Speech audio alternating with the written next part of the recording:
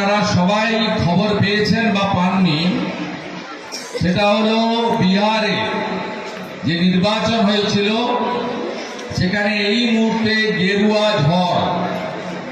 আমরা আমাদের সরকার গঠনের জন্য দরকার ছিল 122টা আসন।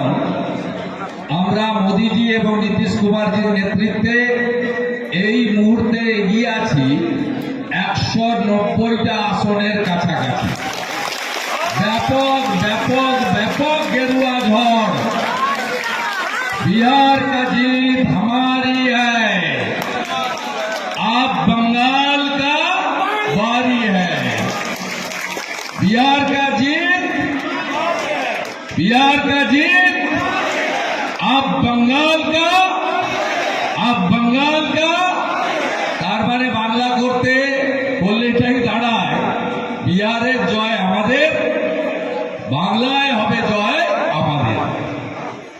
তাই একদম চিন্তা করবেন না, বিহারেও এসআইআর এর পরে ভোট হয়েছে, এখানেও এসআইআর এর পরে শুদ্ধ পবিত্র ভোটার তালিকায় ভোট হবে এবং এখানে অপশাসন, কুশাসন, নারী নির্যাতনকারী, বেকারের চাকরি চুরি করা, হিন্দুদের উপরে আক্রমণকারীদেরকে আমরা হারাবো, পরিষ্কার করব পশ্চিম বাংলায়।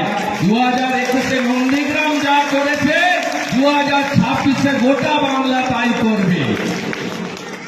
আপনাদের সকলকে সমবায় অভিনন্দন জানাই। গেরুয়া ঝড় কার্যত এনডিএ সরকার করতে চলেছে, উন্নয়নের ঝড়, বিকাশের ঝড়, নরেন্দ্র মোদীজি, নীতিশ কুমারজি ঝড়।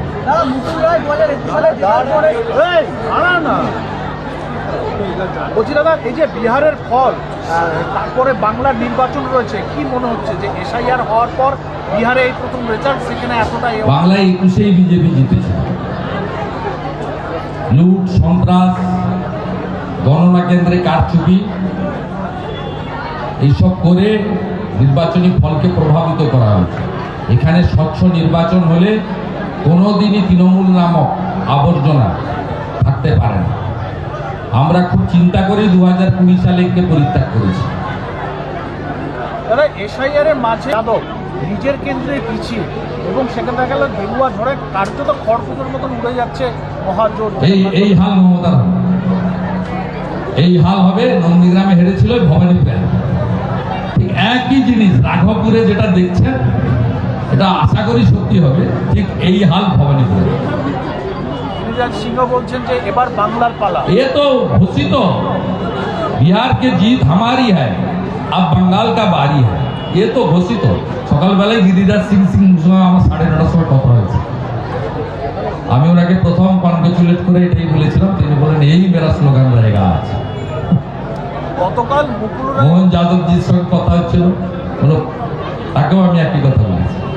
গতকাল মুখ্যমন্ত্রীকে আমরা ক্ষমতায় এনেছিলাম নন্দীগ্রামের মানুষ আত্মবলিদান দিয়ে।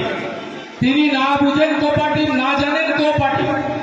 তিনি তো একটা সময় তিনি বলে দিয়েছিলেন যে 112 চলবে না, অর্থাৎ জমি মর্গেজ রেখে যে লোন সমবায় সমিতিগুলো দেয়, অনাদায়ী হলে তার যে ব্যবস্থা নেওয়ার সুযোগ ছিল সেটাও বলে দিয়েছিলেন। বোঝেই না কিছু।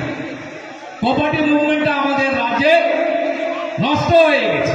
গোটা ভারতবর্ষে 8 লক্ষ সমবায় রয়েছে রেজিস্টার, বিভিন্ন সমবায় নিয়ে। আমাদের এই রাজ্যে সমবায় সংখ্যা 6200 মাত্র। একটা নতুন সমিতিকে অ্যাপ্রুভাল দেওয়া হয়নি। এই রাজ্যে 6200 সমিতির মধ্যে মাত্র 1700 সমিতিতে নির্বাচন হয়েছে, তাও আবার 300-র বেশি সমিতিতে কেস করে নির্বাচন হয়েছে। আবার হাজারখানিক সমিতিতে নমিনেশন করতে দেওয়া হয়নি, পুলিশ দিয়ে নির্দিষ্ট একটা গুন্ডাদের দিয়ে তাদেরকে সমবায়দেরকে ভোট দিতে দেওয়া হয়নি। যেমন কিছুদিন আগে কোপাটি ব্যাংকের ভোট হয়েছিল নন্দকুমারে, মহারাজা নন্দকুমারে। হঠাৎ করে কিছু লোক ঢুকে মিডিয়াতেও তাই করেছে, সুকুমার বেরা সাক্ষী। সেখানে যারা কোপাটিপের বানান লিখতে পারবে না, কোপাটিপ কি জানে না, সেই সমস্ত লাল চুল, কানে দুল, ছিঁড়া জিন্স পরা, সেই সমস্ত মৎখর মাতাল গুন্ডাদেরকে পাঠিয়ে, বিশেষ ক্যাটাগরির গুন্ডা পাঠিয়ে কোঅপারেটিভের ভোটও দখল করে ফেলা হয়। আমাদের এখানে নন্দীগ্রাম একে তমলুক এআরটিভি নির্বাচনের দিন দুপুরবেলা ভোটারদেরকে ছত্রভঙ্গ করার জন্য ভোট নন্দীগ্রামে একে কোথাও স্থান পাওয়া যায়নি। সীতানন্দ কলেজ ছিল না, বিএমপি এত বড় স্কুল ছিল না, গার্লস স্কুল ছিল না, সব বাদ দিয়ে নিয়ে গেছে কাঞ্চনপুরে। কাঞ্চনপুর শামসাবাদে, যেহেতু সেখানে মুসলিম সংখ্যা বেশি থাকে, এরা মুসলিমদেরকে ভরসা করে। যদিও বিহারের নির্বাচন, দিল্লির নির্বাচন প্রমাণ করেছে শিক্ষিত মুসলিম, রাষ্ট্রবাদী মুসলিম তারা এদের চক্করে পড়ার লোক নয়। এখানে মাসুদের মতো ছেলে দাঁড়িয়ে আছে রাজারাম চকের কেন্দ্রা বাড়ি, একটা টাওয়ারে কাজ করত, ওর টাওয়ারে কাজ নিয়ে নিয়েছে কিন্তু আত্মসমর্পণ করেনি। এরকম সংখ্যায় লোক রয়েছে। এখানে আমাদের মহিলারাও কিছু এসেছে, আমি দেখতে পাচ্ছি। আজকে সেখানে ভোটারদের উপরে বোম ফেলা হয়। মামনি জানা আমাদের মহিলা নেত্রী, তিনি বোমের যে স্প্রিংটার তার আঘাতে আক্রান্ত হয়, একবারে ভোটারদের উপরে বোম ফেলে। সবাই দেখেছে, টিভিতে দেখিয়েছে। এই জিনিস সমবায় আমি দেখিনি। আমি সিপিএম এর আমলে সমবায় ভোট করেছি, আমি তাদের প্রতাপ দেখেছি। তাদের হাতেও 235টা এমএলএ ছিল, তাদের হাতেও 37টা এমপি ছিল। আমি তাদের সময় দেখেছি, কিন্তু এরা এই যে সর্বভূত তৃণমূল, এর সব খাবে। পাঠাগার কমিটি নিবে, ভাই ভাই কমিটি কোথায় আছে, শনি পূজা কমিটি কোথায় আছে, সব এদের চাই। সঙ্গের নির্বাচন মহিলাদেরকেও প্রভাবিত করে। নন্দীগ্রাম থেকে দিতে পারে না, টাইট করে দেন আপনারা, অন্য জায়গায় করে, লুট করে। তাই সমবায়কে এরা কলুষিত করেছে। এই কলুষণ থেকে বাঁচাতে গেলে সমবায়কে, পশ্চিমবাংলার সমবায়কে গুজরাটের আমুলের মতো, ইফকোর মতো যদি প্রাণবন্ত করতে হয়, তাহলে এই সরকারকে 26 সালে পরিবর্তন করতে হবে। শুধু সমবায় সপ্তাহ